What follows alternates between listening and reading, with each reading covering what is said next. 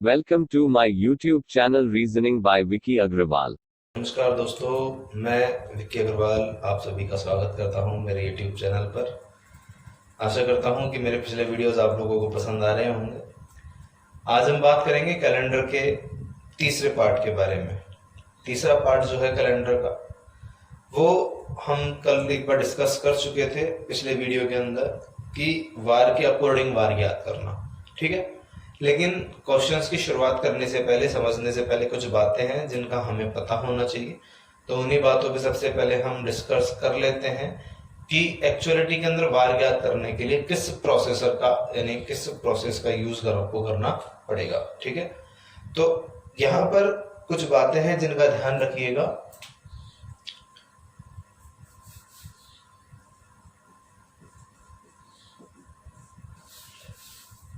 देखिए, हमेशा ध्यान रखिएगा कि वार जब भी हम ज्ञात करते हैं तो दिनों की संख्या में कितने का भाग दिया जाता है? 7 का। कितने का भाग दिया जाता है? 7 का। और हमेशा एक बात का ध्यान रखना कि वार ज्ञात करने के लिए, क्या ज्ञात करने के लिए? वार ज्ञात करने के लिए शेषफल का उपयोग किया जाता है तथा लीप वर्ष ज्ञात करने के लिए, क्या ज्ञात करने के लिए? लीप वर्ष ज्ञात करने के लिए भागफल का प्रयोग हम करते हैं। कि किसी भी स्थिति में जब आप वार ज्ञात कर रहे हैं और 7 का भाग दे रहे हैं दिनों की संख्या में, तो काम क्या आएगा? शेषफल। और यदि आप लीप वर्ष ज्ञात करने की स्थिति में 4 का भाग दे रहे हैं तो वहां काम क्या आएगा? भागफल, ठीक है। क्योंकि हमेशा एक बात का ध्यान रखना कि वार सदैव विषम दिनों के आधार पर ही ज्ञात किया जाता है। किसके आधार पर? विषम दिनों के आधार पर। विषम दिन का मतलब शेष दिनों की संख्या। 7 का भाग देने के पीछे रीजन क्या होता है? हमें पता है कि सप्ताहों में दिनों की संख्या 7 होती है, इसलिए 7 का भाग देते हैं। किसी भी पर्टिकुलर संख्या में 7 का भाग देने के बाद जो भागफल आता है हमारा, वो तो आपका कहलाता है सप्ताह, और जो शेष बचता है उसे हम कहते हैं विषम दिन। और उन्हीं के आधार पर हम वार याद यहाँ पर करते हैं, ठीक है। अब यहाँ पर जो क्वेश्चंस हैं वो किस तरीके से आते हैं? ये जो टाइप हम पढ़ रहे हैं वार ज्ञात करना दिनों की संख्या के आधार पर, या मध्य के दिनों का वार ज्ञात करना जिसे हम कह सकते हैं, तो यहाँ पर इसे हम 4 भागों में अलग अलग डिवाइड करते हुए इसे समझने की कोशिश करेंगे। सिंपल सा ध्यान रखना, वार ज्ञात करने के लिए दिनों की संख्या में कितने का भाग देते हैं? 7 का। और दूसरी बात कि वार ज्ञात करते समय शेषफल, तो लीप वर्ष ज्ञात करते समय भागफल का प्रयोग किया जाता है, ठीक है। चलिए बढ़ते हैं आगे। देखिए,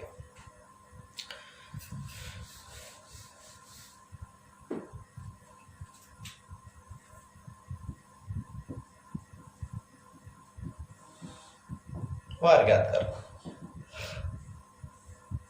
हम जो बात कर रहे हैं वो बात कर रहे हैं किसी एक तारीख का वार आपको दिया गया है और किसी दूसरी तारीख का वार आप लोगों ने याद करना है। तो उस स्थिति के अंदर किस तरीके से हम अपना आंसर निकालते हैं? यहां पर हम इसे 4 भागों में बांटेंगे। सबसे पहला, जिसे आपने कहा समान महीना, किसकी बात कर रहे हैं हम? समान महीना। समान महीने का मतलब कि एक ही महीने की 2 तारीखों से संबंधित प्रश्न जब आपसे पूछा जाए। एक ही महीने की कितने तारीखें? 2। अब एक ही महीने की 2 तारीखों का मतलब कि मान लीजिए क्वेश्चन आप लोगों के पास आया यहां पर कि 4/5/2012 को यदि सोमवार है, क्या वार है? सोमवार। तो बताइए भैया 29/5/2012 को क्या वार रहा होगा? हमसे क्या पूछ रहा है क्वेश्चन कि 4/5/2012, इसका तात्पर्य क्या हो गया भाई कि 4 मई 2012 यदि सोमवार का दिन है तो 29 मई 2012 क्या वार होगा? अब इसका आंसर मुझे निकालना है, और आंसर निकालने के लिए केवल और केवल एक ही बात का ध्यान रखिएगा कि एक सिंपल सा फैक्ट है, और फैक्ट क्या कहता है? कुल दिनों की संख्या और भाग कितना? 7, ठीक है। सबसे पहले मुझे क्या ज्ञात करना है? Total number of days count करना है कि 4 तारीख से लेकर के 29 तारीख के बीच में कुल कितने दिन मेरे पास मौजूद है, ठीक है। अब यहां पर दिन ज्ञात करने का मतलब कुल दिनों की संख्या भाग कितना? 7। अब कुल दिनों की संख्या कैसे ज्ञात करेंगे? मैंने कहा 29 में से कितना घटा देंगे? 4। तो हमने यहां पर कहा 29 माइनस का 4, बराबर कितना बच जाएगा भाई 25, और भाग कितने का 7 का। अब मुझे एक बात बताओ, काम क्या लेना था, शेषफल। तो मैंने कहा 7 दिया 21 हो गया, शेष कितना बचा 4, कितना बच गया 4। अब इस 4 को या तो दिए गए बार में जोड़ा जाता है या दिए गए बार में से घटाया जाता है, या तो जोड़ा जाता है या घटाया जाता है। अब बात ये आती है जोड़ते कब है घटाते कब है। यदि प्रश्न में दी जाने वाली तारीख, पूछे जाने वाली तारीख बाद वाली हो, कौन सी हो, बाद की, जैसे 29 तारीख बाद में आती है, 4 पहले आती है। यदि आगे की तारीख का वार पूछा गया तब तो शेषफल को करना है प्लस, यानी जोड़ना है। और यदि पीछे की तारीख का गत, ठीक है, जो निकल चुका है उसका पूछ रहा है तो आपको क्या करना है, माइनस करना है। तो मुझे बताओ यहाँ आगे पूछ रहा है पीछे आगे, तो यहाँ 4 को क्या करेंगे, सोमवार में ऐड करेंगे। अब सोमवार में 4 वार आगे, तो सोमवार से 4 आगे मंगल बुध गुरु और शुक्र। तो यहाँ पर आपका जो आंसर है वो क्या आ जाएगा भाई, शुक्रवार। ठीक है, तो आंसर क्या हो गया हमारा, शुक्रवार हो गया। ठीक है, ध्यान रखना, बड़ा ही सिंपल है, केवल क्या ज्ञात करना है, total number of days count करना है। चलो एक क्वेश्चन और देख लेते हैं उल्टा। हम कहें कि 28/7/2009 रविवार का दिन है। किसका दिन है भाई, रविवार का। और आप लोगों से पूछा जाए क्या कि हम यहां ले लेते हैं 6/7/2009 को क्या वार होगा। ठीक है, किसकी बात कर रहे हैं हम, 6 जुलाई 2009 की। अब यहां पर आपने क्या करना है, वही करना है, 28 माइनस का 6 बराबर कितना आ गया 22, भाग कितने का 7 का। 7 या 21, शेष कितना बच गया 1, कितना बचा 1। दोबारा देख लो, 28 6, केवल क्या करना है, अंतर याद करना है। अंतर याद करने के लिए बाकी निकालनी है। 28 में से 6 घटा दिया, कितना बच गया भाई 22। 22 में कितने का भाग देंगे 7 का। 7 या 21, शेष कितना 1। अब बताओ इस 1 को जोड़ेंगे कि घटाएंगे, बिल्कुल इस 1 को आप लोगों को घटाना है। घटाना क्यों है, क्योंकि 28 का दिया हुआ है, 6 का पूछ रहा है। रविवार में से 1 कम किया आपने, तो आंसर क्या आ गया आपका, शनिवार आ गया। तो आपका जो उत्तर है इसका वो क्या कहलाएगा भाई, शनिवार कहलाएगा। ठीक है, सॉरी, देखिए तो यहाँ ध्यान रखना, हम बात कर रहे हैं एक ही महीने से संबंधित प्रश्नों की। तो यहाँ हमने पढ़ा कि जब आगे का वार पूछा जाए तो शेषफल को प्लस करना है, यहाँ पीछे का वार पूछा जाए तो शेषफल को माइनस करना है। ठीक है, ध्यान रखिए। अब कोई जरूरी नहीं है क्वेश्चन ऐसा सिंपल पूछे, क्वेश्चन अकॉर्डिंग टू लैंग्वेज पूछ सकता है आपसे। जैसे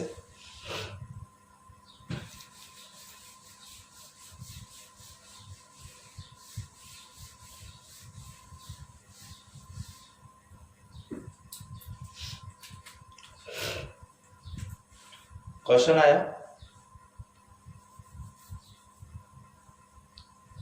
वर्ष 1979 सितंबर माह की अंतिम तारीख। वर्ष 1979 सितंबर माह की अंतिम तारीख सोमवार के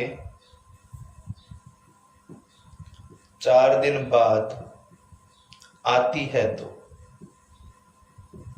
ठीक है, कि वर्ष 1979 सितंबर महीने की अंतिम तारीख सोमवार के 4 दिन बाद आती है। तो बताइए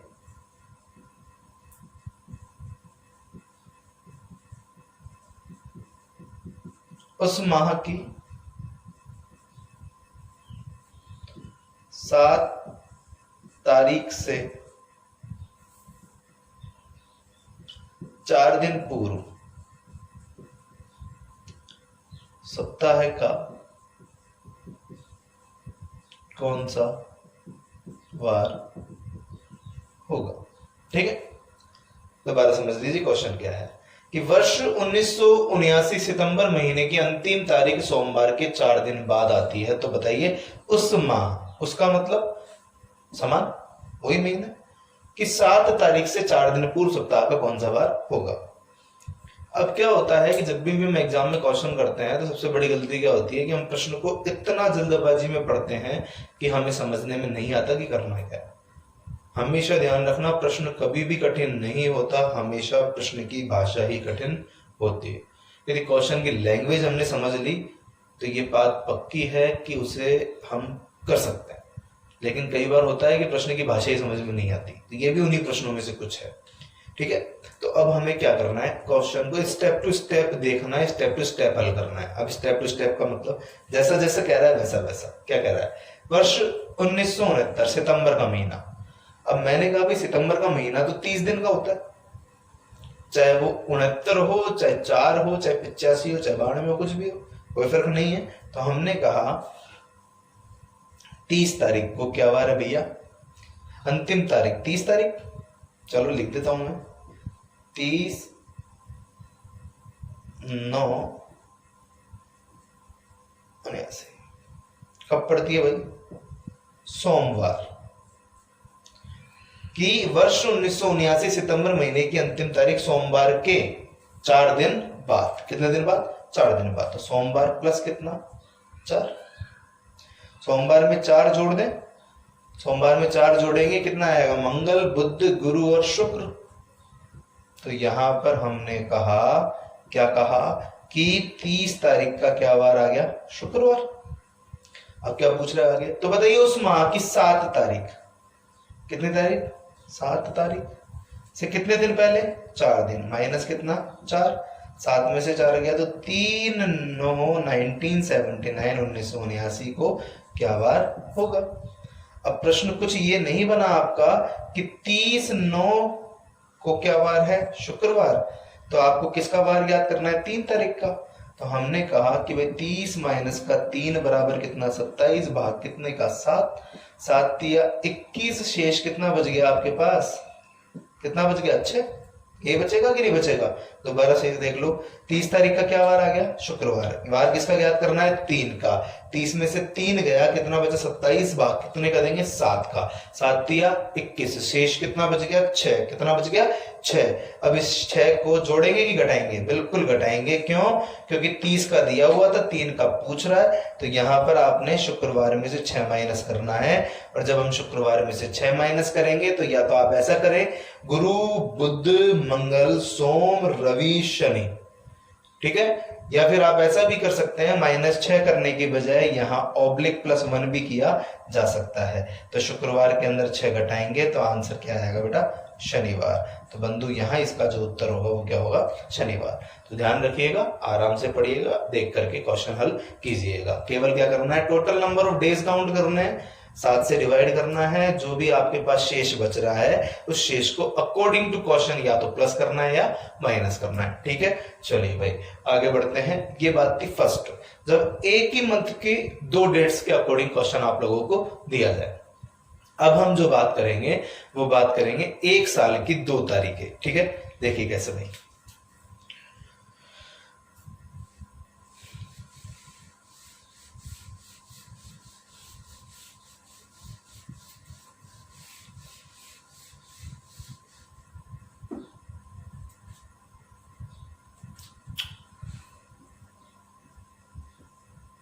समान वर्ष,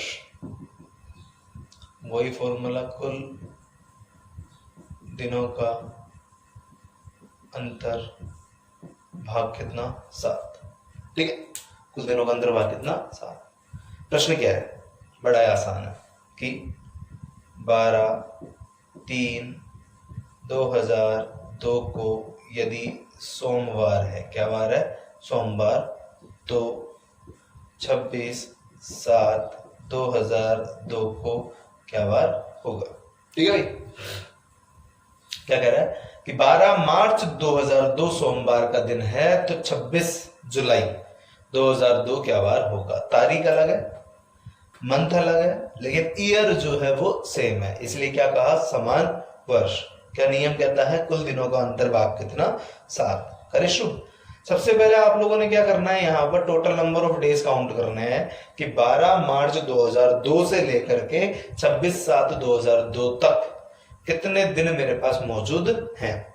अब दिन ज्ञात करने के लिए क्या करना है, सबसे पहले शुरुआत करनी है छोटे वाली तारीख से, छोटे वाले महीने से। ठीक है, छोटे महीने का मतलब पहला महीना छोटा होता है, दूसरा बड़ा होता है, फिर तीसरा बड़ा होता है, फिर चौथा बड़ा होता है, इस तरीके से छोटे वाले महीने से। तो मैंने कहा यहाँ इन दोनों में से छोटा क्या है, 3। तो यहाँ करना क्या है, तीसरे महीने के अंदर टोटल कितने दिन होते हैं, मार्च में 31 दिन होते हैं। कितने दिन होते हैं, 31 डेज।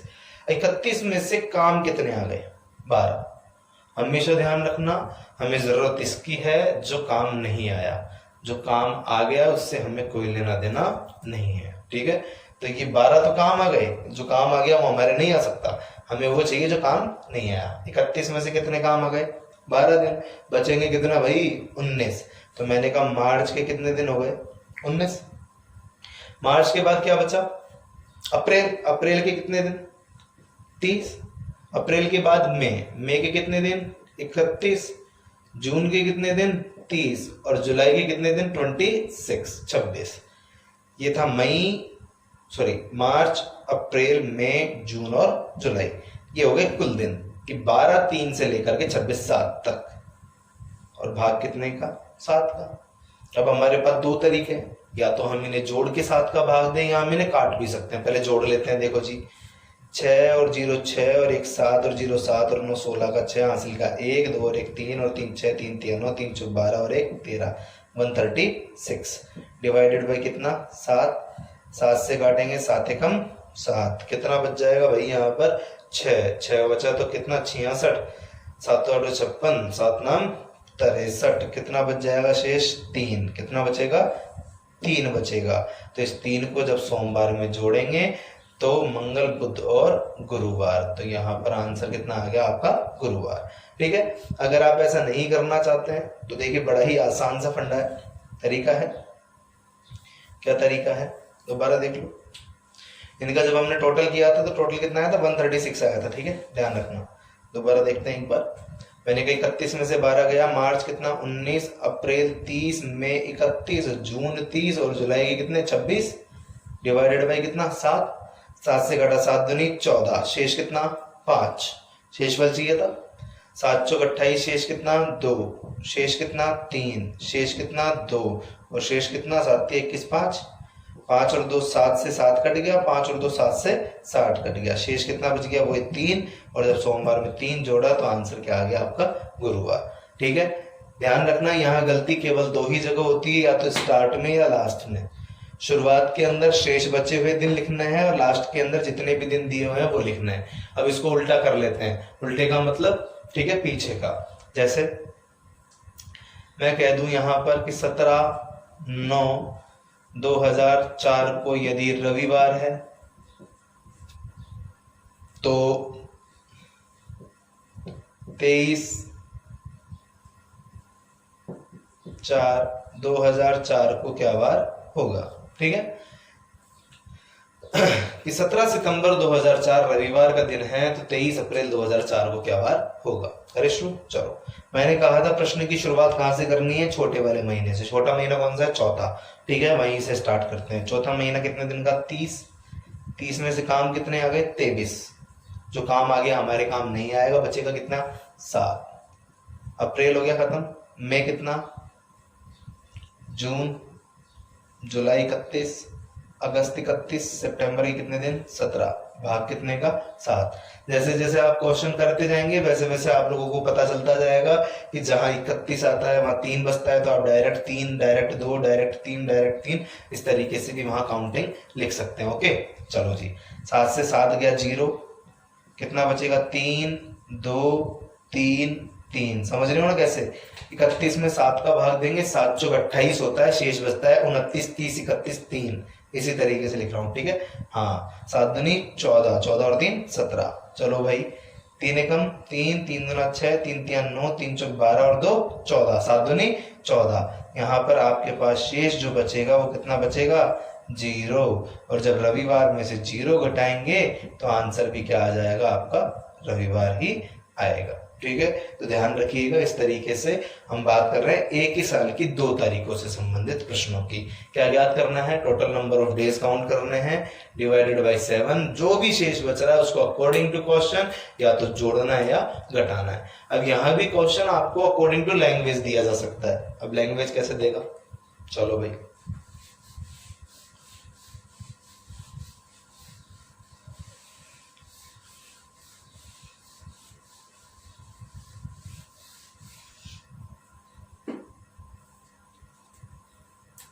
क्वेश्चन,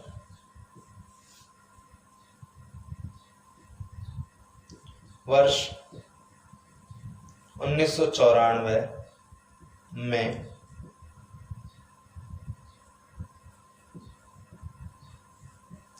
शहीद दिवस यदि मंगलवार को मनाया गया तो बताइए उस वर्ष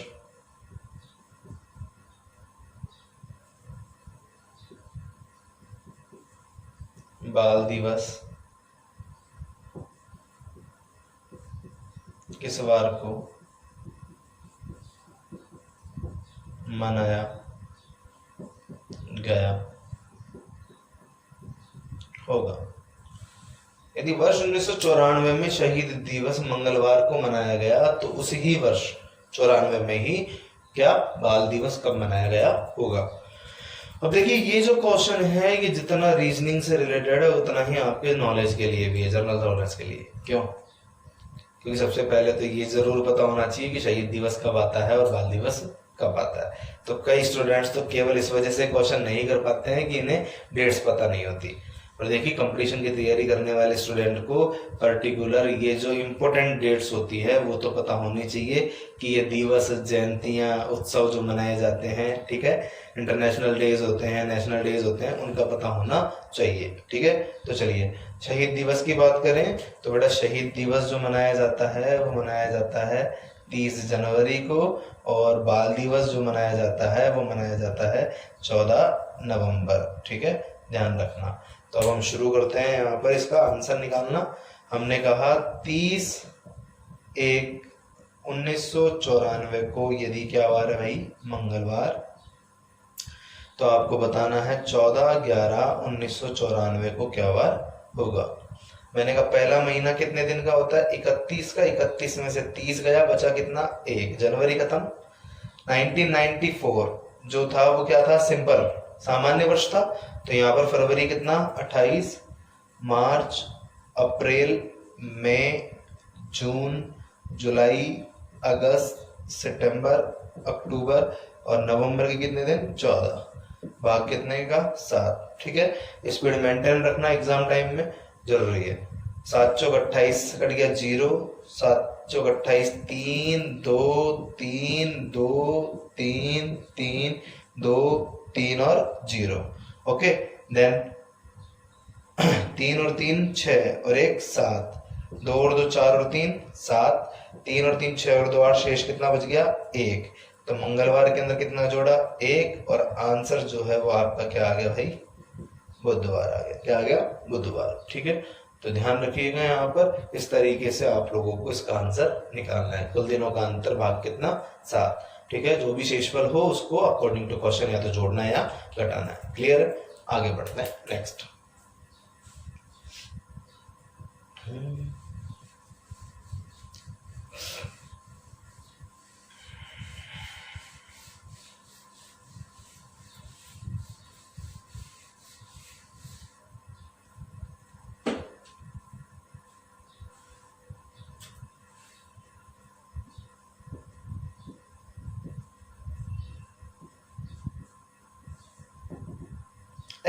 समान वर्ष, साल क्या हुए अलग अलग, लेकिन तारीख और महीना समान।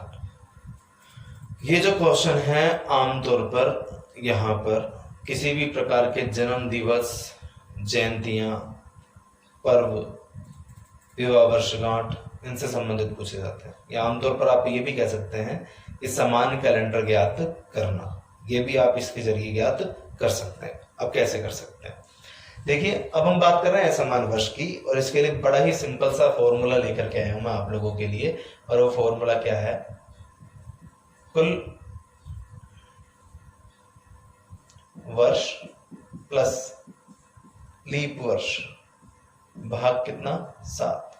ठीक है, हमेशा एक बात का ध्यान रखना जब भी इस तरीके के सवाल करें कि लीप वर्ष केवल उसी को माना जाएगा जिस साल की 29 फरवरी जिस साल की 29 फरवरी क्वेश्चन के अंदर होनी चाहिए, शामिल होनी चाहिए, यानी क्वेश्चन में इंक्लूड हो। जो ऊपर वाली डेट है, बाद वाली डेट है, उन दोनों डेट्स के बीच में वो पर्टिकुलर 29 फेब होनी चाहिए, तो ही वो लीप वर्ष होगा, नहीं तो लीप वर्ष में गणना नहीं की जाएगी। प्रश्न क्या आता है? बड़ा ही आसान सा प्रश्न आता है। जैसे हम ले यहां पर 16/4/2001 को यदि रविवार है तो 16/4/2010 को क्या वार होगा? ओके, अब हमें क्या पूछ रहा है कि 16 अप्रैल 2001 रविवार का दिन था, तो 16 अप्रैल 2010 क्या वार होगा? सबसे पहले क्या करना है? कुल वर्ष। कुल वर्ष का मतलब total number of year. Total number of year ज्ञात करेंगे, 10 में से 1 गया, टोटल नंबर ऑफ ईयर 9। अब क्या ज्ञात करना है? Leap year. अब कई बार क्या होता है कि लीप ईयर जब हम ज्ञात करते हैं तो बड़ा ही क्या है, वो कहते हैं ना कि जल्दबाजी। तो हम क्या करते हैं कि कुछ लोग ये करते हैं कि 9 में डायरेक्टली 4 का भाग देते हैं, 4 दूनी 8, लीप वर्ष कितना आ गया? 2। देखो भाई, लीप वर्ष 2 ही है, मैं मना नहीं कर रहा हूं, लेकिन अगर आप ऐसा करते हैं कि आपने ऐसा पढ़ा है कि कुल वर्षों में 4 का भाग देने पर लीप वर्ष ज्ञात किया जाता है, तो आपने गलत पढ़ा। मैं साबित करूंगा अभी गलत पढ़ा है कि नहीं पढ़ा, ठीक है? अगर आप लोग अब तक ऐसा करते आए हैं कि 9 में 4 का भाग दिया, 2 बार भाग गया, लीप वर्ष 2 हो गया, तो आपने गलत पढ़ा है, ठीक है? अब देखो यहां पर लीप वर्ष कैसे ज्ञात करना है, स्वयं को ज्ञात करना है। 2001 और 10 में 2004 और 2008 कितने लीप वर्ष आ गए? 2। भाग कितने का? 7 का। अब आप कहेंगे सर 2 ही आ रहा है, इस क्वेश्चन में आ रहा है, अगले क्वेश्चन में चर्चा करूंगा। 7 एकम 7, कितना बच गया? 2। 2 और 2 कितना? 4। तो आपके पास शेष जो है वो कितना बच गया? 4। तो रविवार के अंदर 4 जोड़ेंगे, सोम मंगल बुध और गुरुवार, तो आपका जो आंसर है वो क्या आ गया? गुरुवार। केवल क्या ज्ञात करना है? कुल वर्ष। कुल वर्षों में लीप वर्ष और भाग कितने का? 7 का। देखिए अब आगे मान लो भाई प्रश्न ये होता आपके पास 16/4/2003 को यदि सोमवार है तो 16/4/2013 को क्या वार होगा? ठीक है। अब मैंने कहा यहां पर 3 और 13, कुल वर्ष कितना? 10।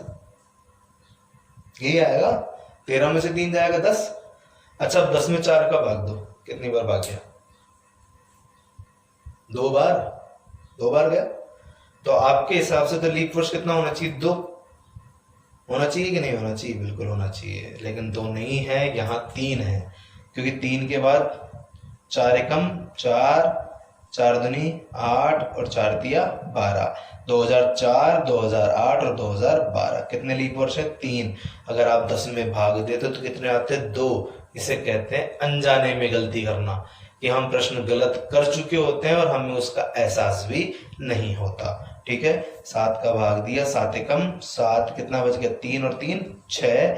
सोमवार में 6 जोड़ेंगे तो आंसर आएगा रविवार। कितना आएगा? रविवार। कैसे आएगा? सोमवार में 6 जोड़ लो, मंगल बुध गुरु शुक्र शनि और रवि। ठीक है, ध्यान रखना। चलो और देख लेते हैं, उल्टा कर लें।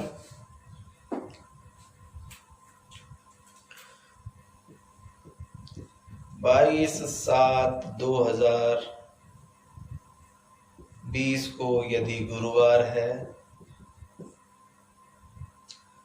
तो 22/7/2000 को क्या वार होगा?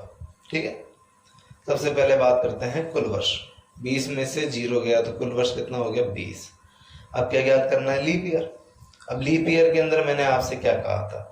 मैंने आपसे ये कहा था केवल वही वर्ष लीप वर्ष में मान्य होगा जिस वर्ष की 29 फरवरी प्रश्न में शामिल होनी चाहिए, प्रश्न के बीच में होनी चाहिए। अच्छा भाई, मुझे एक बात बताओ, शुरुआत तो वहीं से होगी, छोटे से।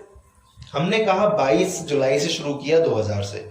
2000 लीप वर्ष है ना? तो ये बताओ, इस प्रश्न के अंदर 2000 को लीप वर्ष मानेंगे क्या? नहीं मानेंगे। क्यों नहीं मानेंगे? क्योंकि शुरुआत कहां से हो रही है? जुलाई से। फरवरी गई और जो गया वो गया। हमें केवल जो चाहिए जो प्रश्न के बीच में मौजूद है, इससे मतलब नहीं है।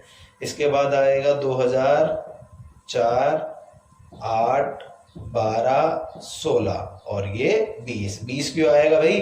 क्योंकि 20 कहाँ खत्म हो रहा है? जुलाई में। फरवरी तो आएगी, जब तो जुलाई आएगा। ठीक है, तो यहाँ पर 1, 2, 3, 4 और 5, 7 का भाग दिया, 7 दिया 21, शेष कितना बचा? 4। गुरुवार में से 4 कम करेंगे तो आएगा आपके पास शुक्र, शनि और रविवार। तो आंसर क्या आ गया आपका? रविवार। ठीक है, ध्यान रखना, क्योंकि गुरुवार में से 4 कम कर दो, बुध, मंगल, सोम और रवि, तो आपका आंसर क्या आ गया? रविवार। चलो एक क्वेश्चन और देख लेते हैं।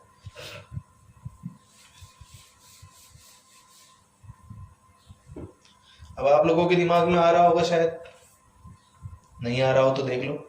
29/2/1992 को यदि रविवार है तो 29 फरवरी 2016 को क्या वार होगा?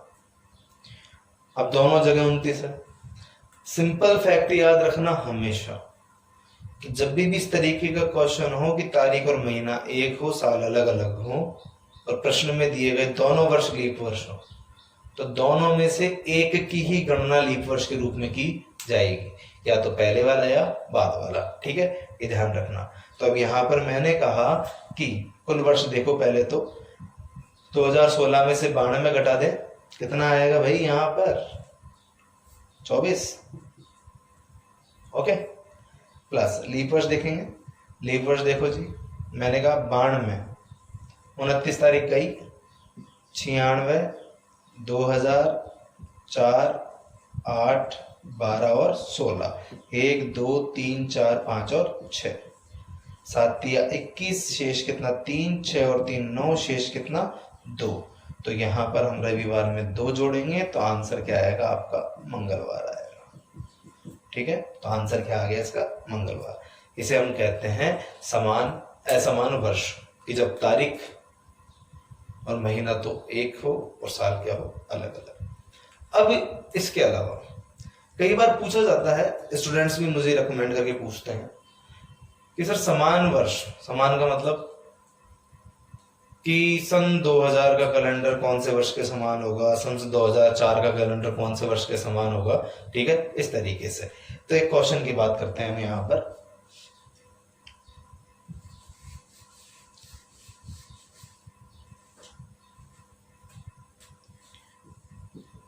वर्ष 2004 का कैलेंडर किस वर्ष के समान होगा?